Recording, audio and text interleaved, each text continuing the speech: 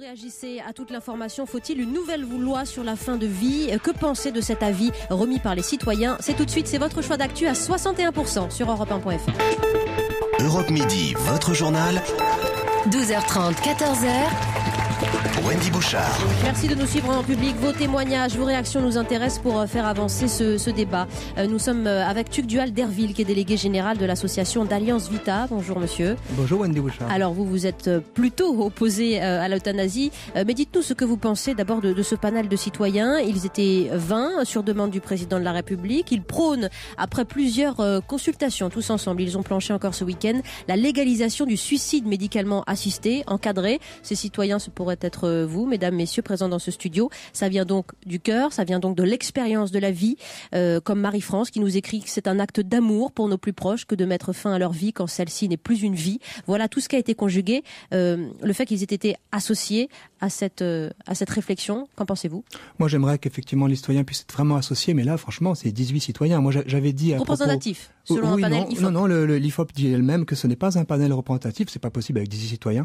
Et puis, c'est des sujets, effectivement, qui nécessitent un grand approfondissement. Moi, j'ai fondé SOS Fin de Vie. J'ai pas été auditionné, d'ailleurs, par ce panel. Mais pour connaître ces sujets, eh bien, il faut le vivre en profondeur. Moi, j'aimerais que les gens fassent 6 mois de stage en soins palliatifs pour voir exactement l'enjeu de ce sujet si sensible. Et je crains fort que, parce que j'ai lu le début des recommandations qui viennent de tomber, oui. J'entends qu'on demande un droit opposable au suicide. Mais c'est-à-dire que ça bouleverse considérablement. Vous savez, moi j'avais dit que la montagne avait accouché d'une souris avec un petit panel de 18 personnes pour un suicide sensible, mais là ça accouche d'une montagne cette fois, la souris, parce que ça bouleverse considérablement la relation de confiance entre soignant et soigné. Quand je vais à l'hôpital... Est-ce que ce n'est pas le moment de bouleverser cette relation entre soignant et soigné précisément? La France a un taux de suicide extrêmement dramatique, notamment chez les personnes les plus âgées. Et moi, ce que je vois, et j'ai entendu ça même dans le témoignage que vous venez de citer, il y a des personnes qui croient qu'il y a des sous-vies ou qu'il y a des non-vies. Mais moi qui accompagne des personnes en fin de vie, j'ai jamais vu de personnes dont la vie soit pas digne. Oui. Et c'est très... On en a beaucoup qui accompagnent aussi, oui, pas autant que vous dans la proximité, mais par exemple Sarah Tugdual Derville qui nous appelle au 3921. Je crois qu'elle est très sensibilisée à ce sujet et elle veut témoigner, réagir, vous questionner peut-être. Bonjour Sarah. Oui, bonjour à tous. Voilà, en effet, je voulais réagir parce que moi, j'ai vécu la situation il y a quelques mois. Voilà, j'ai perdu mon papa. Oui. Dans le sens où voilà, c'était quelqu'un qui déjà était immunodéprimé parce qu'il était donc dialysé depuis quelques années, suivi énormément par son équipe. Bon, malheureusement, il a attrapé la légionellose. Donc, en faisant sa dialyse, donc du jour au lendemain, il s'est retrouvé dans le coma, aux soins intensifs, et c'était quelqu'un avec qui on communiquait. Donc, imaginez le choc. Moi, je suis fille unique, etc. Je vois mon papa comme ça. Et il n'y avait rien. On ne pouvait pas rattraper. Oui. Donc, ma maman qui le soignait, donc se retrouve comme ça avec un homme tout d'un coup, un légume. Donc, de toute façon, qu'elle aurait dû peut-être ramener chez lui. Donc, c'était ça, la situation qui nous attendait. Plus de communication. Quelqu'un dans un fauteuil. Moi, qui avait toujours jusque-là communiqué avec mon papa. Plus rien. Donc, en fait, finalement, on maintenait quelqu'un dans un fauteuil, mais il n'y avait plus rien, plus de communication. Donc, à quoi ça sert? Et pareil, sinon, soit on le laisse à l'hôpital, maintenu par des machines. Oui. Comment votre papa est-il décédé, si je peux me permettre, Sarah? Eh bien, en fait, voilà, ça a été la fin de vie. Donc, nous avons demandé alors, moi, tout de suite, je suis professionnelle de santé, donc je sais ce que c'est. Oui. J'ai tout de suite compris le diagnostic qu'avaient mis les médecins, dans quel état allait survivre mon papa. Donc, j'ai dit à l'équipe, s'il vous plaît, arrêtez les soins. D'accord. Alors, il faut savoir que l'équipe a été extraordinaire. C'est-à-dire que tous les jours, moi, j'y suis allée, ça a duré 7 jours. 7 jours dans l'attente, 7 jours pendant lesquels, alors je vous parle, je suis très émue, 7 jours pendant lesquels ils l'ont soigné, ils se sont, entre guillemets, acharnés. Dans le sens où ils ont vraiment tout fait parce qu'ils étaient très attachés à ce patient. Ça faisait 5 ans qu'il allait à l'hôpital. Il s'était attaché à son cardiologue comme son néphrologue. Et on a insisté. J'ai insisté par 3 fois et j'ai dit, ma maman aussi est d'accord, il faut arrêter les soins. Laissez-le partir. Et finalement, voilà, toute l'équipe a pris la décision. Ça a été très douloureux pour tout le monde, mais on lui a permis finalement une belle fin de vie. Oui. Et voilà, non, ça a été très difficile. On vous comprend, on vous entend, et je crois que nous sommes nombreux à partager ce que vous avez vécu, Sarah, et dit très fortement. Et j'ai vraiment remercié, moi, l'équipe médicale. Et qui ont compris cette recherche de dignité dans la fin de vie. Hein. C'est ce qu'on retrouve souvent. Sarah, restez avec nous, mais juste faire réagir Tugdual Derville, vous qui êtes opposé à l'euthanasie, l'arrêt des soins, il est permis par la loi Leonetti. Bien sûr, l'arrêt des traitements, bien sûr, il ne s'agit pas de s'acharner à tout prix. Moi, je suis contre l'acharnement thérapeutique, j'ai souvent proclamé, et contre aussi l'euthanasie. Il me semble, dans le processus, en tout cas tel que Sarah l'a exprimé, où je retrouve aussi des expériences que j'ai pu avoir de personnes, où au moment donné, on n'en peut plus tous. C'est justement ça qui est important. Il y a un mot qui m'a gêné, je dois le dire, même si j'ai tout à fait conscience que Sarah a beaucoup d'amour encore pour son père, c'est le mot légume. Parce que c'est très dangereux.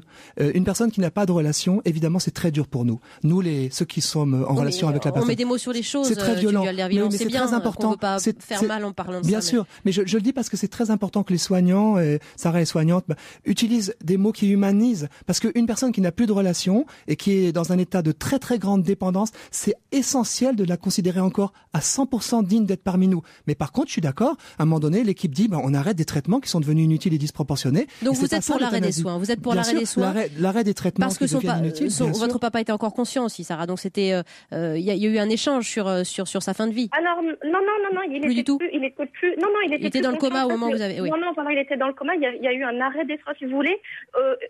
La seule chose, à un moment donné, on a eu, c'était assez drôle. C'est pour ça qu'en effet, peut-être que le mot légume peut être mal interprété, parce que j'ai travaillé aussi avec des gens d'Alzheimer et on pourrait mal l'interpréter. En effet, il était dans un état en fait végétatif. Oui, voilà. D'accord. Moi, je suis d'accord avec ça. Hein. Je trouve que justement, le risque, ça serait une grande confusion qu'on n'en puisse plus face à quelqu'un qui est si malade brusquement, et on voit comme c'est violent le choc. Justement, l'interdit de passer à l'acte, mais au contraire de laisser faire les choses en arrêtant des traitements inutiles. L'interdit de passer à l'acte, ça nous garantit justement de pas être après dans un deuil qui est très violent quand on est passé à l'acte, quand on a provoqué un suicide ou donné de quoi suicider ou euthanasier la personne. C'est une grande violence très différente d'un accompagnement comme celui, je crois, du père de Sarah. On va parler quand même d'autres propositions. Merci beaucoup, Sarah, pour votre témoignage. Voilà, on vous accompagne. Il existait des choses en fait, parce que malheureusement on confond fin de vie, euthanasie, et voilà, la fin de vie existe. Absolument. Mais pas euthanasie. Voilà. Mais merci beaucoup. Merci beaucoup, Sarah. On vous a écouté avec beaucoup d'attention. Pour prolonger cette discussion, Guillaume sur Twitter nous dit: l'euthanasie, cet acte dont on demande aux autres de prendre la responsabilité parce qu'on n'a pas le courage de le faire. Jeune homme avait une question. C'est un sujet un peu fort, mais vous avez envie d'interroger notre invité sur le sujet. Bonjour, Monsieur Derville. Bonjour. Associez-vous l'euthanasie au meurtre? Alors ça dépend. Ça dépend, bien sûr. Si par hasard, non, mais c'est une question sérieuse. Si par hasard, et ça s'est vu dans certains cas, on euthanasie pour se débarrasser de la personne, évidemment, c'est une forme de meurtre. Après, s'il s'agit de répondre à sa demande, c'est différent. Il s'agit plus d'un suicide. Mais dans tous les cas, je pense qu'il faut prévenir à la fois la tentation, effectivement, de passer à l'acte. Vous avez vu, il y a eu des affaires récemment, par exemple, de personnes qui ont mis fin au jour de personnes âgées, des soignants un peu déboussolés. Bon, moi, je pense que à partir du moment où notre société parce qu'ils ne supportaient pas la souffrance. On parle de cette jeunesse soignante. Si on avalise une sorte de droit au suicide ou à l'euthanasie, d'une manière ou d'une autre, on décomplexe les personnalités fragiles qui se disent au fond, elle s'érige en sauveur, elle dit voilà, elle souffre, en fait je mets fin à ses jours. Et ça, c'est un grand risque pour moi. Donc maintenir un interdit, pour moi, c'est un interdit fondateur de la vie ensemble. Et alors, il ne sert à rien quand on est bien portant. Mais il y a des cas très différents. Il y a des cas très différents de fin de vie justement. Est-ce que vous êtes pour ou contre un fichier national des directives anticipées? Oui, je pense que ça c'est très bien parce que comme une carte de donneur.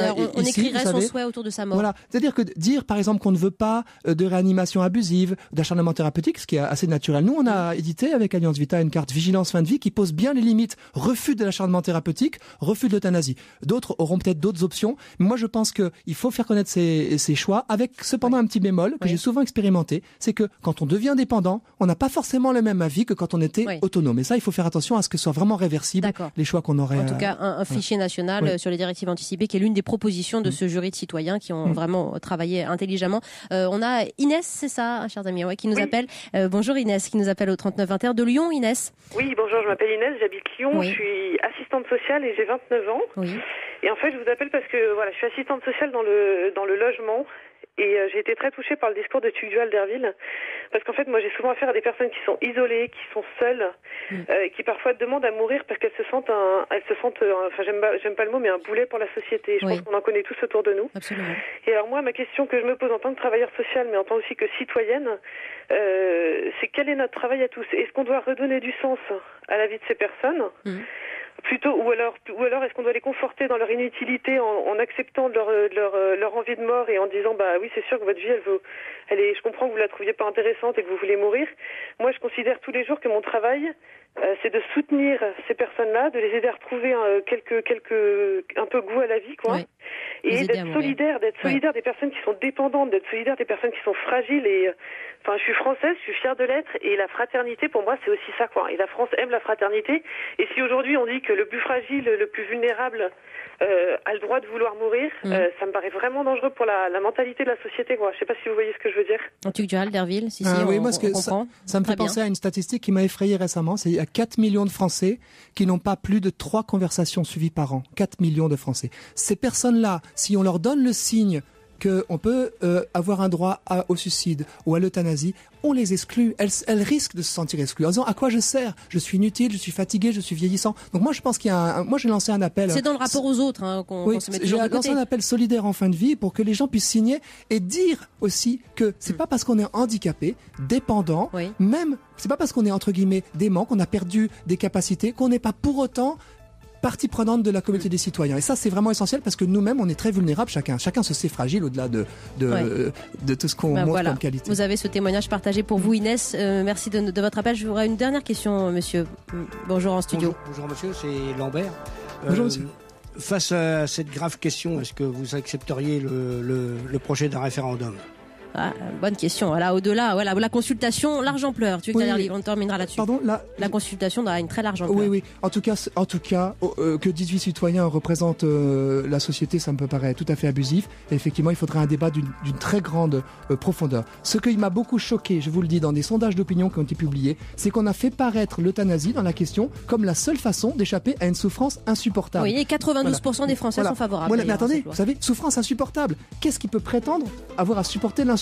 Bon, pour moi, l'enjeu, et là le panel citoyen l'a proposé, et ça c'est une bonne chose, c'est qu'on fasse des soins palliatifs une grande cause nationale, qu'on les finance. Le président Hollande avait promis dans ce domaine qu'il allait faire des efforts, on n'a toujours rien vu. Et si les soins palliatifs sont développés, il n'y aura pas d'euthanasie. Si on promeut l'euthanasie, on va tuer les soins palliatifs. Et ça c'est vraiment pour moi un grand danger.